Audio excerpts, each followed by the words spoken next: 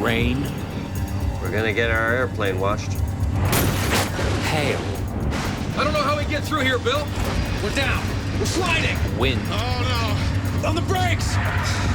In a heartbeat, He's gonna crash! bad weather can turn an ordinary flight into a fight for survival. The pilots did their very best to recover from this situation, and it didn't work out. The right information, the right equipment can be the difference between life and death. All 4 engines have failed. In a constant battle between the planes we fly and the weather that batters them. Brace for impact!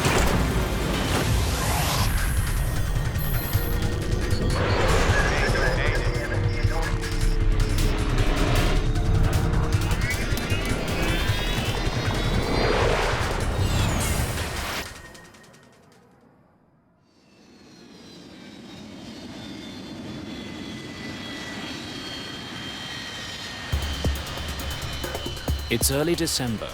A massive winter storm is pounding the eastern United States. Well, this is a pretty interesting weather pattern we have for this time of year. We're getting a mixed bag of precipitation and weather across the eastern United States. For most people, the winter weather is no more than an inconvenience. But for those who fly, the bad weather can be deadly. A Continental Airlines commuter plane with 48 people aboard crashed into a home in suburban Buffalo. No survivors, 1 person on the ground also killed. The plane was en route from Newark to Buffalo. It was raining with some sleet at the time. People are making life and death decisions every day based on the weather. Should I go or should I not go today? And once they're up in the air, how am I going to make a decision in the next 5 minutes that's going to keep myself, my passengers, or my aircraft out of harm's way?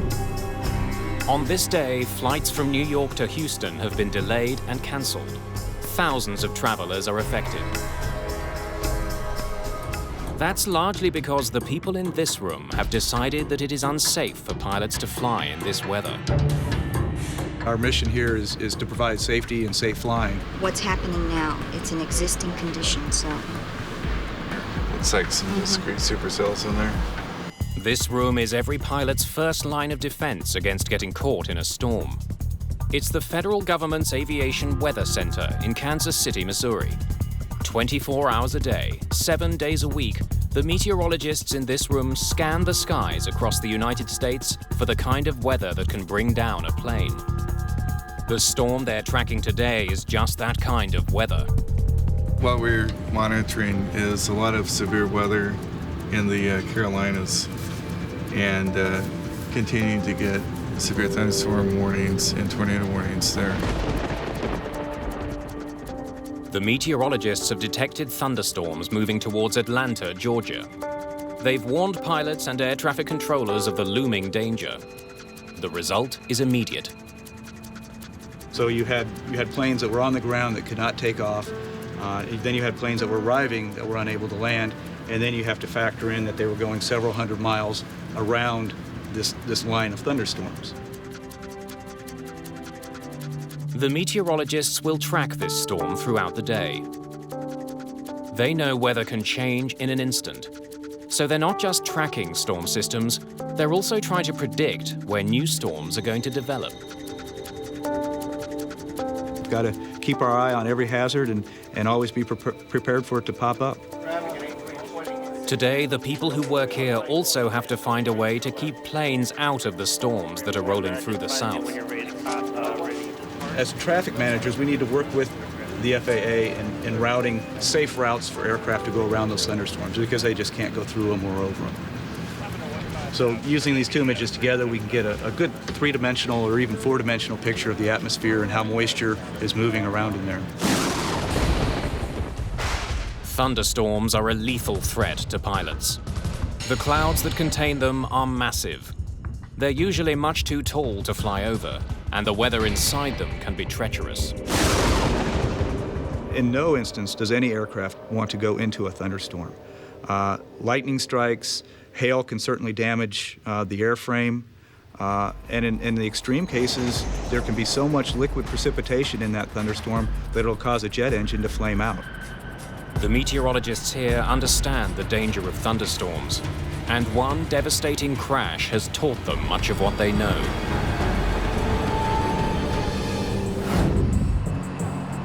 It's April the 4th, 1977. Good afternoon, sir. Good afternoon. May I see your boarding pass, please? Southern Airways Flight 242 is bound for Atlanta, Georgia. Just down the aisle on the right, sir. Enjoy your flight. Thank you.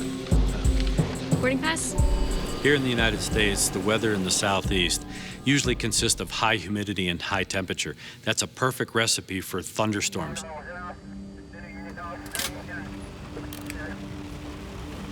It was raining in Huntsville, and they said, oh, it's going to be some bad weather, don't serve. So we did not serve from Huntsville to Atlanta, which is a very short route, and we were delighted not to be serving.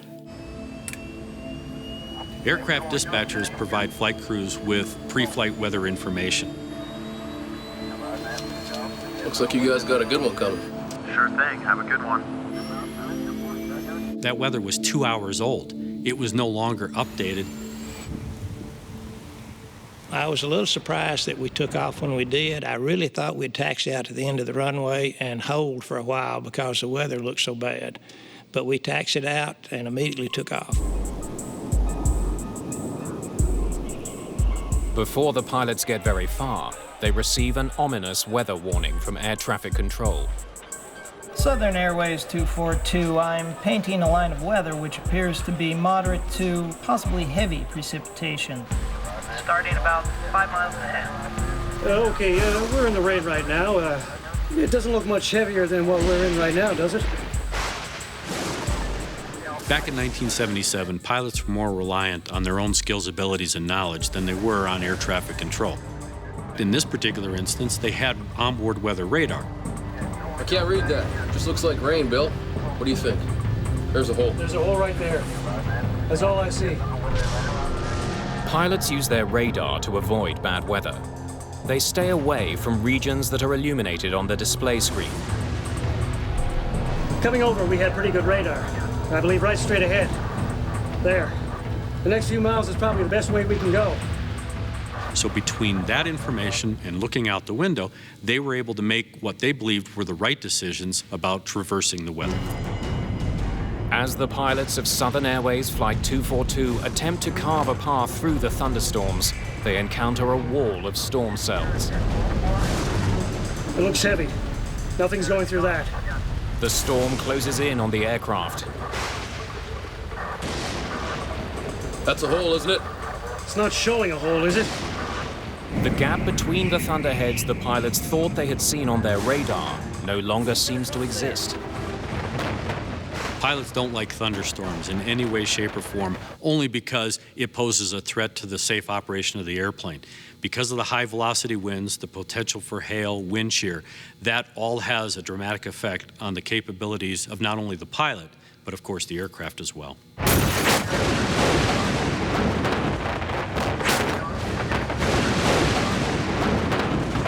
The hail was probably the loudest noise I've ever heard. It sounded like I was in a metal barrel with someone throwing rocks at me. The DC-9 plunges into the storm clouds. Which way do we cross here or go out? I don't know how we get through here, Bill. Enormous hailstones continue to pound the aircraft. You're just gonna have to go out. Yeah, right across that bend. All clear left, approximately right now. The pilots try to escape the storm. They use their radar to guide them through it. I think we can cut across there. But their radar is deceiving them. What they think is a hole is in fact the most intense part of the storm ahead. The pilots of Southern Airways 242 ended up flying into an environment where multiple thunderstorms came together and created a line, or what they call a squall line. That's an area of fast-moving thunderstorms. The weather system is moving very quickly, and that created not only tornadoes, but high-velocity winds and hail. Okay, 242, we just got our windshield busted. We'll try to get it back up to 15. We're at 14. While I was looking out at the front of the left engine, I could see the hail continuing to put more and more dents into the cowling around the engine and into the cone in the center of the engine. And the engine was starting to make sounds like it was quitting. The torrent of hail and water overwhelms the engines of the DC-9. It clogs the critical airflow passages and causes the engines to break apart. Left engine won't spool. Our left engine just cut out. You say you lost an engine and busted a windshield? Yes, sir. My God. The other engine's going too. Got the other engine going too. Southern 242, say again. Stand by.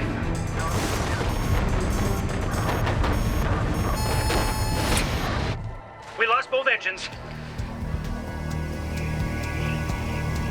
What happens next leads to one of the most horrific crashes in aviation history and spurs fundamental changes to the way weather forecasts are made. Brace for impact! Got the other engine. High above Georgia, Southern Airways Flight 242 is falling from the sky. We lost both engines. This DC-9 is a glider, and it's falling at 56 feet per second. They're at 14,000 feet. They don't have a lot of time. I realized I was in an emergency situation, and I felt like I was going to die, but I decided I would do everything I could to try to help my chances. The plane emerges from the storm with 2 dead engines.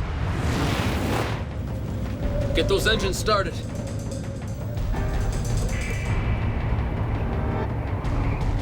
Billy, you have to find me a highway. Let's get the next clear open field. No, Bill. Lyman Keel is a young man who has just come back from the proving ground of Southeast Asia, where he was a naval aviator.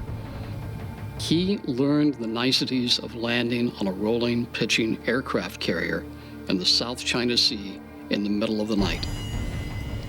What he was confronted with right now was even a greater test, the greatest test he had ever confronted in his life as an airman. Flaps. They're down to 50.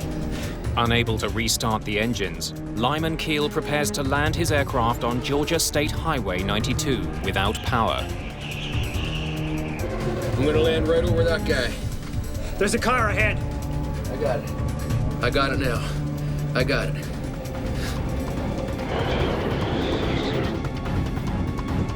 Brace for impact!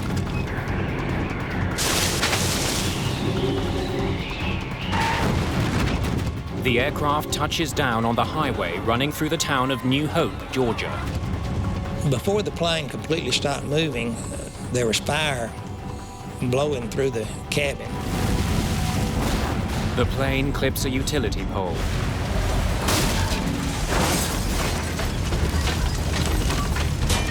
And slams into a gas station. Where I found myself after we woke up, sort of indescribable. And I could see a crack of light, and I thought, I'm going through that crack of light, come hell or high water.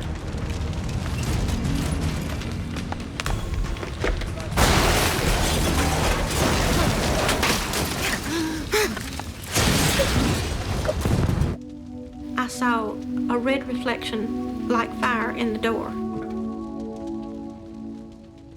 That's when I saw what was happening. I saw smoke and fire.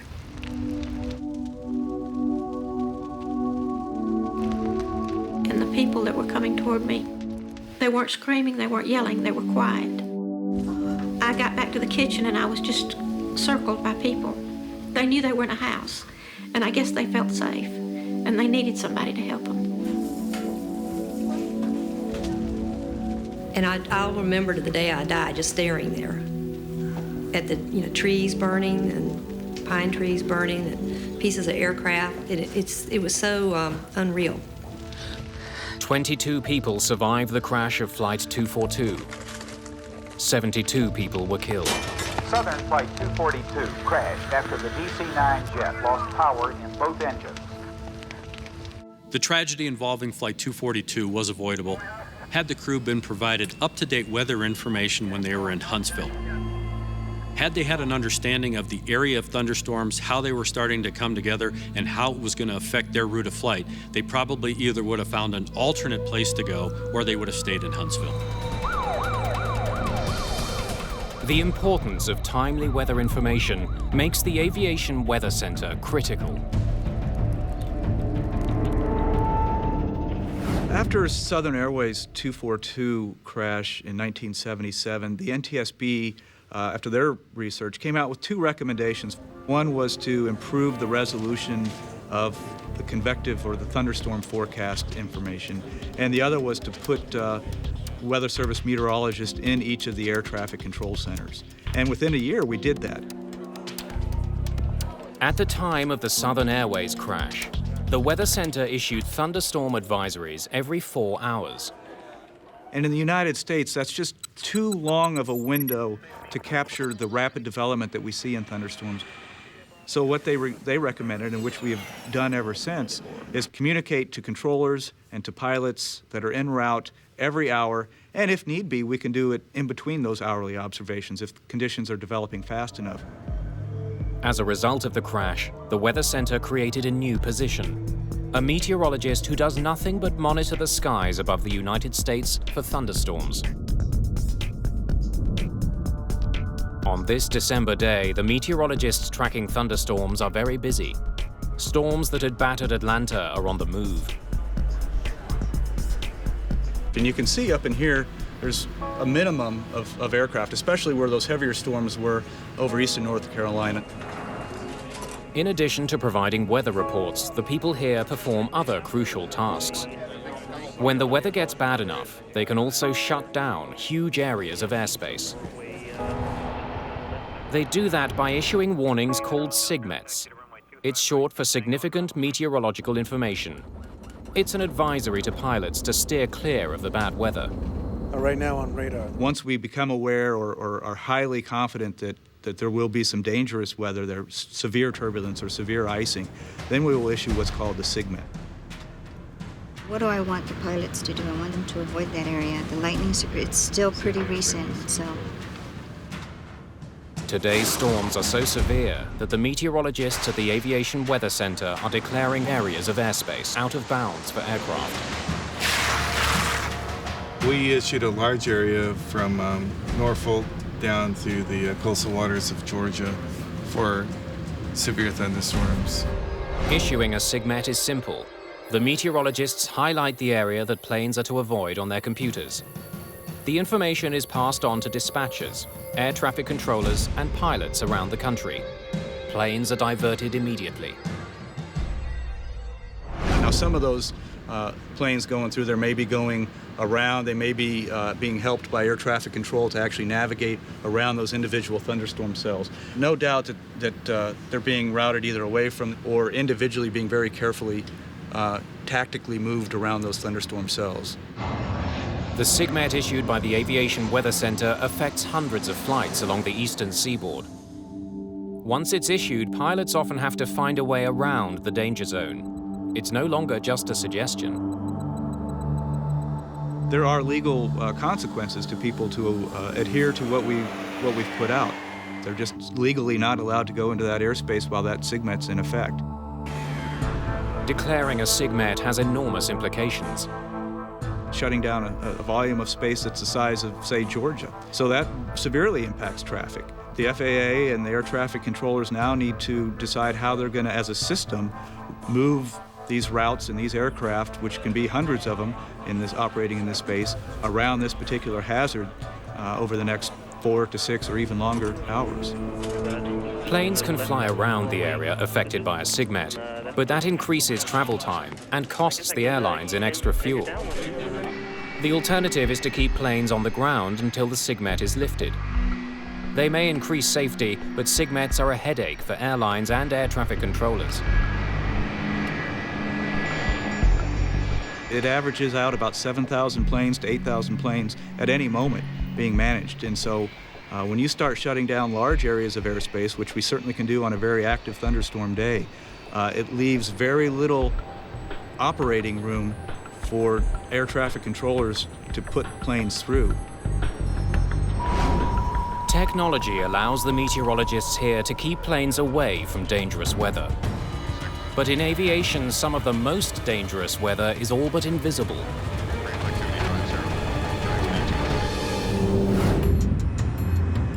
August the 2nd, 1985. 10-degree flaps, please. Delta Airlines Flight 191 is approaching Dallas-Fort Worth International Airport. For takeoff, contact departure when airborne. Texas heat has turned into afternoon storms. Traffic at the airport is beginning to back up as the weather gets worse. We're gonna get our airplane washed. What? We're gonna get our airplane washed.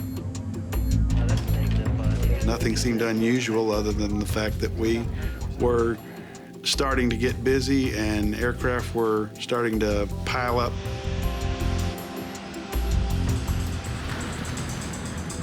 Tower, Delta 191 Heavy, out here in the rain. Feels good. 191 Heavy. We're not getting any bad warnings from the weather or from other pilots, which we rely on as they come through it. As the pilots of Delta 191 prepare for landing, the rain begins to fall harder. It seemed like the closer we got into DFW, the worse the weather got. And it was turning into the rain instead of going around it. At the foot of the runway, one of the most ferocious types of storm clouds stands in their way. Before landing check. Landing gear. Down, 3 green. At the time, the type of storm the Delta crew is approaching barely has a name. John McCarthy is one of the world's leading experts on these storms. It is a tiny thing, meteorologically speaking, compared to a big storm or a snowstorm or a hurricane. It's just like a needle in a haystack. The needle is a microburst, one of the deadliest and at the time most poorly understood weather phenomena. They've taken down airliners before. But as Delta 191 makes its approach, there are no warning systems that can effectively alert the pilots of the danger they're in. Prior to 1985, the radars on board the aircraft were built to detect thunderstorms, essentially heavy areas of precipitation. They were not effective. They weren't even designed to detect the microburst. If you're at the kitchen sink and you turn on the water and it goes straight down and it splashes out in all directions. And that's kind of what a microburst is, except that it is extremely bad news if you're an airplane flying through it. When a plane hits a microburst, it encounters a complex and powerful set of conditions. Downdrafts and tailwinds batter a plane. It's a deadly combination. At its maximum strength, it's no more than 2 miles across, and it lasts no more than 15 minutes. So if you look at that little space and time window, it's very small. And so the probability of hitting one is low. Just short of the runway, Delta 191 flies into the microburst. You're gonna lose it all of a sudden. There it is.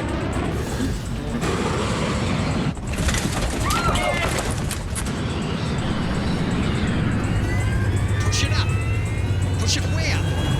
Way up. Way up. Way up. I pulled my seatbelt tight as I could, but at the same time, you could hear a pin drop. Nobody was talking. Hang on to the son of...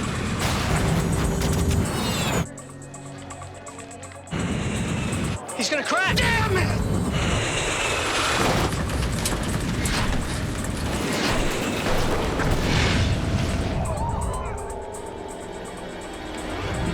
The pilots of Delta Flight 191 did their very best to recover from this situation, and it didn't work out.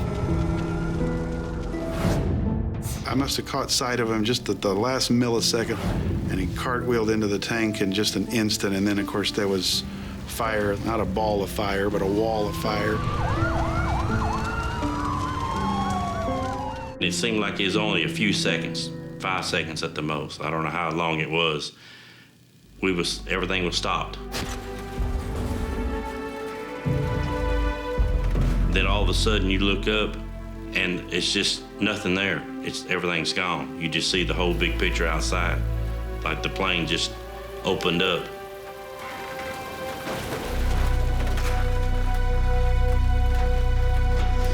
people just thrown around on the ground.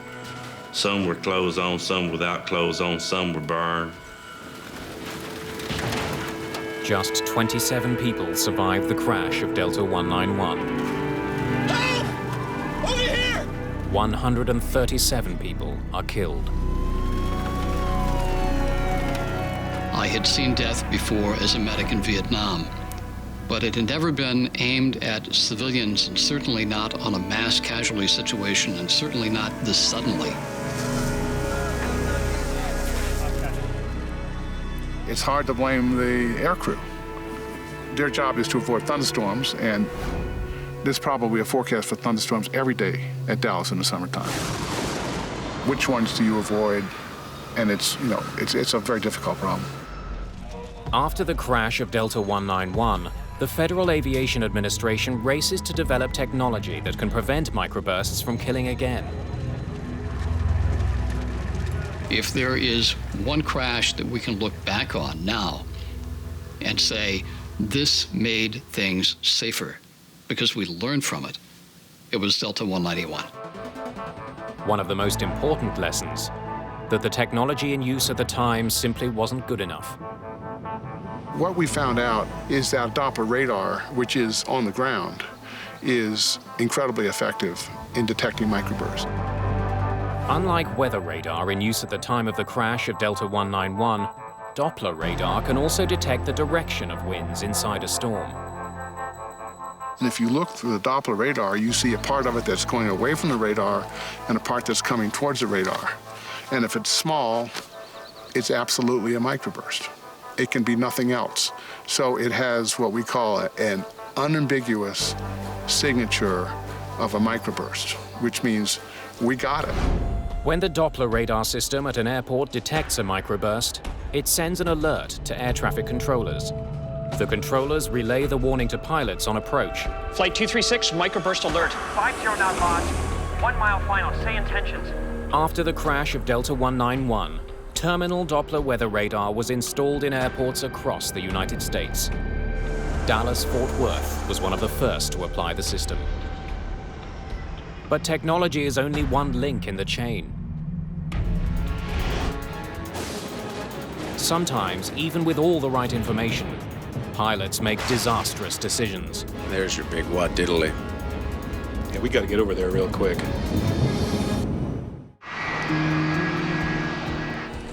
This December day's been a long one for thousands of airline passengers across North America. A winter storm is moving across the southeastern United States. The meteorologists at the Aviation Weather Center have shut down a large area of airspace. Hundreds of flights have been grounded or forced to divert around the storm. But shutting down that airspace doesn't take the pressure off. If thunderstorms do start to develop and become very strong and organized, we can't let that distract us from other hazards such as icing, turbulence, or even strong surface winds or low-level wind shear. The meteorologists here can see troubling weather ahead and let pilots know how to avoid it. But sometimes what pilots do with that information can lead to disaster. June the 1st, 1999. American Airlines Flight 1420 has been delayed by weather. Dispatch, please. Yeah, it's Michael Arago. Storms threatened this flight's destination, Little Rock National Airport in Arkansas. The pilots of 1420 had received a briefing from their dispatch department about all of the thunderstorm activity that they were going to encounter between Dallas and Little Rock. They were also warned about the fact that because of the fast-moving weather system, that they would be entering into an area called, or what was characterized as, the bowling alley.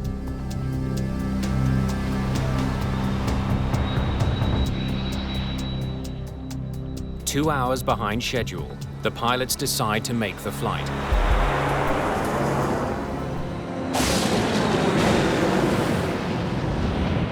They race to fly through a gap in the storm system. Whoa, looks like it's moving this way, though. Yeah. Just some lightning straight ahead. I think we're gonna be okay, though. Right there. Yep, right down the bowling alley. As my friends would say, California cool. Cool. Beachy. Exactly. If they don't make it in time, they will either have to divert to another airport or land in severe weather conditions. They were made aware by dispatchers that they were going to have to get into this alley or this area of clear weather, and they didn't have a lot of time to do it.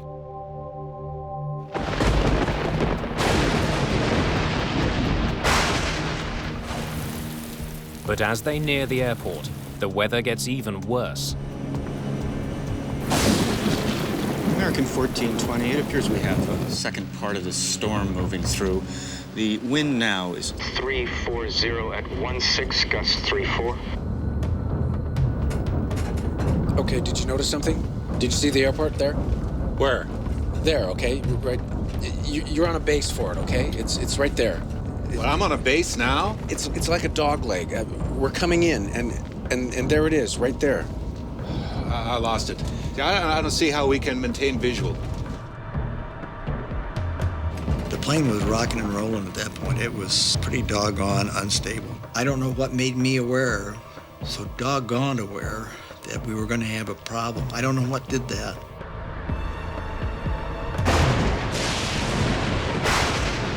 One of the things that we analyzed was a statement by the captain that was recorded on the cockpit voice recorder. See, I hate droning around visual at night in weather without having any clue where we are. It gave us an indication that they didn't have situational awareness. They didn't really understand the gravity of the environment that they were flying into. American 1420, right now we have heavy rain on the airport. I don't have new weather for you, but visibility is less than a mile. And the runway 48 RVR is 3,000. As the pilots of American Airlines Flight 1420 attempt to land, visibility has been reduced even further. The wind's now 350 at 30, gusts 45. Can we land? 030 at 45, American 1420. 3,000 RVR, we can't land on that. No, 3,000 if what you do look we at... need? No, it's 2,400 RVR. Okay, right. Yeah, we're fine. The stress level of a pilot increases, especially in an environment where there's thunderstorms, only because multiple decisions are having to be made in very short periods of time. 15. Landing gear down. And lights, please. The pilots could divert to another airport, but they decide to attempt the landing. Air traffic controllers have detected a dangerous crosswind on the runway. Wind shear alert. Center field wind 350 at 32, gusts 45. North boundary wind 310 at 29. Northeast boundary wind 320 at 32. 1,000 feet. 20. 40-40 land. This is a can of worms. Wind is 330 at 28. I'm gonna stay above it a little. There's a runway off to your right. You got it? No. I got the runway in sight. You're right on course. I got it. Stay where I you got it. Wind 330 at 23. Damn, we're off course. No, I can't see it. Way off. I can't see anything. Got it? Got it! With winds pounding the airport and the runway slick with rain, the pilots make their final approach. 40.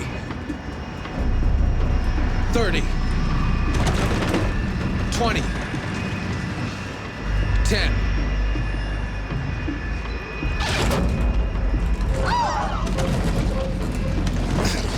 We're down. We're sliding. Oh, no. They lose control of the aircraft as they speed down the runway. On the brakes!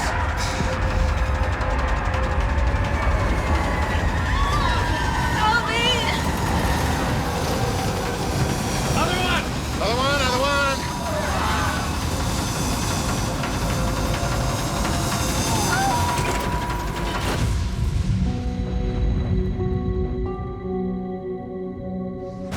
The plane runs off the end of the runway and crashes into several steel columns.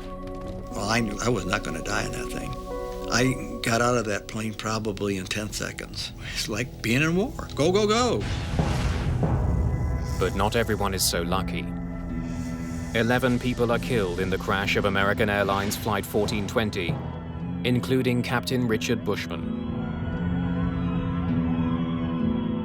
Did they really know what they were getting themselves into? That was a key point for us as investigators. They went into an environment that was detrimental to their safety. The National Transportation Safety Board rules that the pilot's decision to land at Little Rock Airport was the primary cause of the accident. On the day of the crash, the pilots of Flight 1420 had to rely on controllers to relay information about conditions on the runway.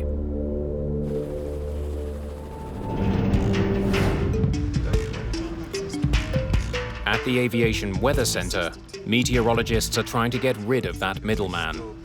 We can provide a picture right in the cockpit, and the pilot can navigate looking at a picture as opposed to trying to translate some words that they've heard read to them over a radio. They can see what the hazard's going to be in relation to aircraft and start making decisions immediately, as opposed to decoding, drawing where that hazard is, thinking about where they are in relation to the hazard, and then trying to make that decision. It will speed up the process.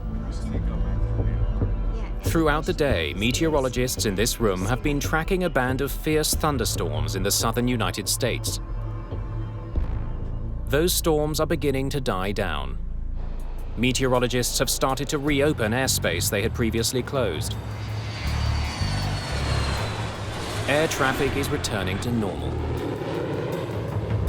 The most active convective weather was over eastern North Carolina and southward. Now there is a lot of lower topped precipitation that doesn't have thunderstorms, and they're more than likely, if they're going up across western North Carolina and central Virginia, they're able to pretty much fly over that weather.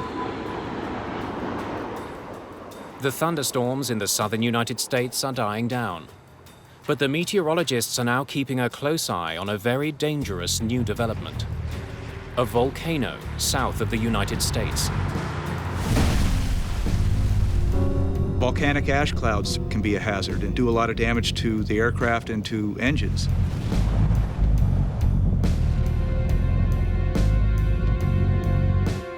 Nolan Duke is tracking weather over the Gulf of Mexico. This is Sulphur Hills. This is near Antigua and the Windward Islands, southeast of Puerto Rico, and it blew its stack. Soufriere Hills volcano has been venting ash for the past week. The volcanic ash cloud it's been releasing could prove deadly if pilots were to fly through it. The Aviation Weather Center has issued a SIGMET to keep planes away from the plume. Each one of these frames is an hour. And by sunrise, the volcanic ash cloud is this little milky region right in here. Sometimes it's very difficult to discern between the ash clouds and the meteorological clouds, but a well-trained eye with a lot of experience will see this ash cloud. We have 30,000 people living on platforms, drilling platforms out here at any given time.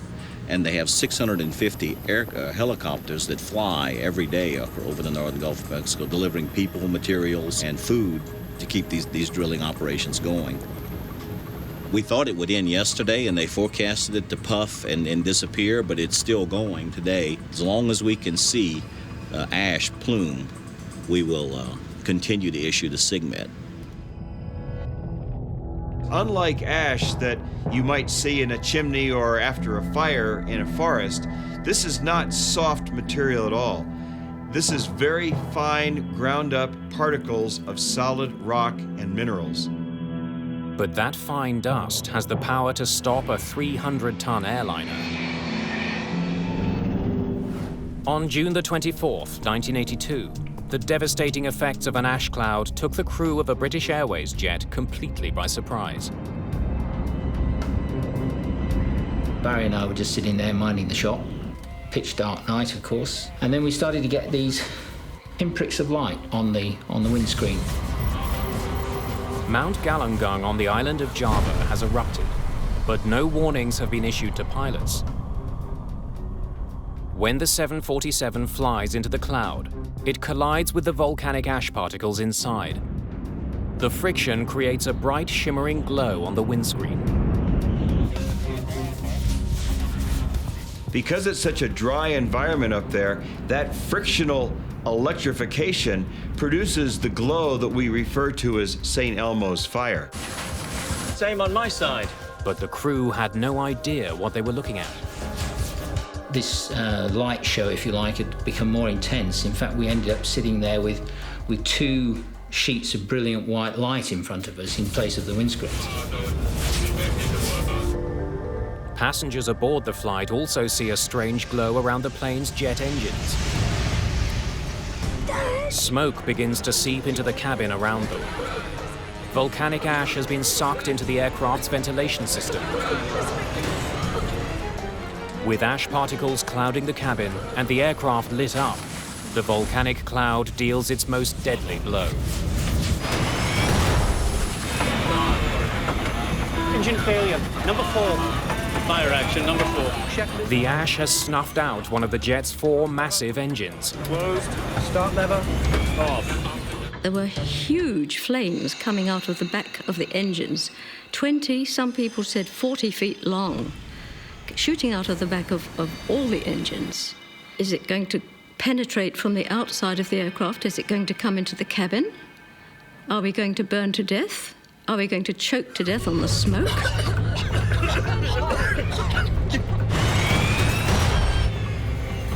Number 2, engine's gone. All right then, begin the engine shut. No, wait! They've all gone. All 4 engines have failed.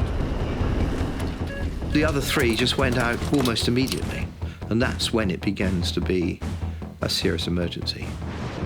A minute and a half, we've gone from 4 engines running normally to having none. The 747 is suddenly powerless, and it's quickly falling to the sea. Starting the engines has become the crew's only priority. But volcanic ash is making that task impossible. The temperature in the combustion chamber where this ash is flowing through are around 2,000 degrees centigrade. And so the volcanic ash we know melts at about 1,300, 1,400 degrees. The volcanic ash transforms into molten goo within the jet engines. The material blocks key air passages and causes the engines to surge and shut down. We got a fundamental disturbance of the airflow in the main core of the engine, which caused the engine to backfire. And the engines flamed out, and that was the cause of the problem.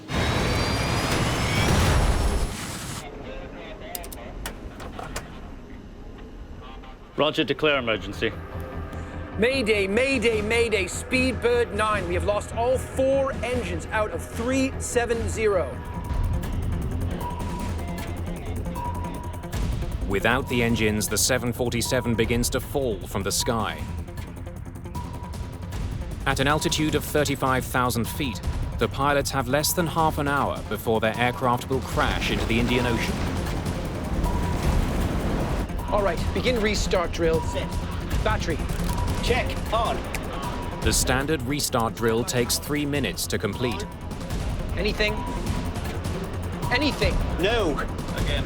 All right then, from the top, battery. The crew will have fewer than 10 attempts to start the engines. Fire switch. In. British Airways Flight 009's dead engines are having an effect inside the cabin. The engines usually maintain air pressure. Without them, the pressure is dropping. Passengers are having difficulty breathing. Breathe normally, Mum, not deep. Standby power, open. Crossfeed valve, in. Fire switch, closed. We hadn't had any success with the drill at all, despite all the efforts we were putting in, but it was the only thing we had left to cling on to, so that's what we did. From the top again, battery, check, on. Standby ignition on, start lever on. All right, are we getting something? It's not starting. I knew it was so difficult to land aeroplanes on the sea, even when you had everything going for you. And I thought that, well, we haven't got much going for us here. I'd never done it before. Ladies and gentlemen, this is your captain speaking. We have a small problem. All 4 engines have stopped. We're doing our damnedest to get it under control. I trust you are not in too much distress. All right, from the top then, battery. Check. On. Standby power. On. Start lever. Well, anything? No. All right then, from the top again, battery. We had very few chances left of starting the engines before having to turn out to sea again, because we wouldn't have been able to clear the mountains on the south coast of Java. Then, with just 12,000 feet separating British Airways Flight 009 from the ocean, Fuel pressure. engine number 4 roars to life.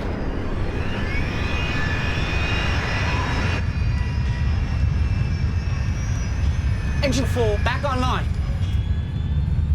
The noise that a Rolls-Royce engine makes when it starts up is low rumbling noise, you know, and it was just, well, it was wonderful to hear it. The glass now is half full, it's not half empty. We're now in with a real chance. And I tell you what, the 3 of us would have dragged that aeroplane around the whole island of Java. Thrust lever. Closed. Start lever. Cut off. Fuel pressure. Available. Standby ignition on. Start lever on. Engine 3, back online. I don't believe it. Engines 1 and 2, both back online. As soon as you came out of the volcanic ash, and the engines were not running, remember, so everything cooled down, it was enough for this stuff to break off and allow the engines to restart. We say, right, let's get this thing on the ground as quickly as we can. Ladies and gentlemen, this is your captain speaking. We seem to have overcome that problem and have managed to start all the engines.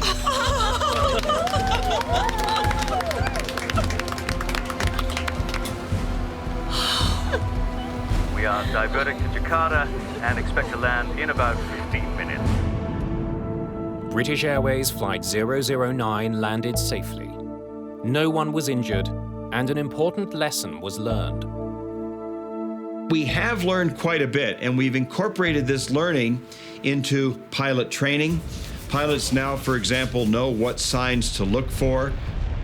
After British Airways Flight 009's emergency landing in Jakarta, communications were improved between the geologists who watch volcanoes on the ground and the pilots who must avoid the ash clouds.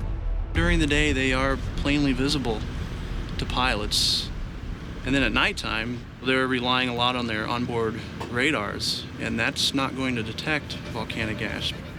Anything on the radar? No. So they're completely blind to it, and they just blindly fly right into the ash cloud.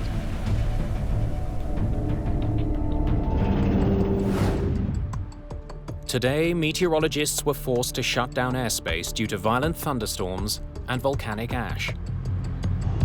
The weather on the East Coast is now clearing, and the volcanic plume is starting to thin. We never really seem to get a break where we can sit back and put our feet on the desk and relax. There's always something going, and there's always the next storm coming down the pipeline, and we got to address it. The next storm has begun to appear. Pilots in the Seattle region are calling in with reports of severe turbulence. But we've got 2 systems actually over the west that we're watching. One over now over Central California, and what looks like it's a little bit more powerful storm coming onshore into Washington and Oregon. That's certainly going to be our attention getter for the next day and a half. More than 1 million people got on an airplane on this stormy December day. Some planes were delayed, but there wasn't a single accident due to weather. That's the kind of result these meteorologists hope for every day. Ideally, we'd never have clouds or any type of hazardous weather for pilots, and everything be clear skies and smooth sailing. We're here to help people be safe, and when that duty calls, we're prepared. We'll catch our breath today and get ready for tomorrow.